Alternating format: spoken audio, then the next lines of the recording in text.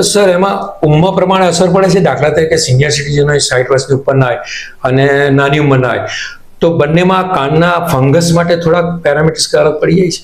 હા, એટલે એમાં એવું થાય કે બચ્ચાઓમાં શું હોય કે કોમનલી પેરેન્ટ્સ કાનને ક્લીન કરવાનો ટ્રાય કરતા હોય. હાજી કે ભાઈ મેલ છે તો લાવો અમે ક્લીન કરી દઈએ. જી. પિનથી ક્લીન કરે, કાં તો કોટન સ્ટિક થી ક્લીન કરે. તો એ વસ્તુમાં ત્યાં વાગી જવાનો ડર હોય અને એના લીધે કાનના બહારની નળીમાં ઇન્ફેક્શન ફૂલ્લી થાય.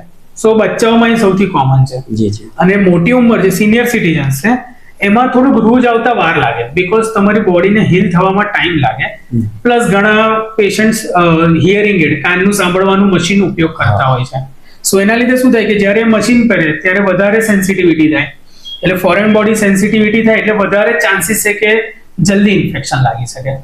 બાકી ઇન્ફેક્શન બધી ઉંમરમાં કોમન છે, એટલે એવું કોઈ સિનારીઓ નથી કે હા ઉંમર પ્રમાણે વધારે થાય કે ઓછું થાય.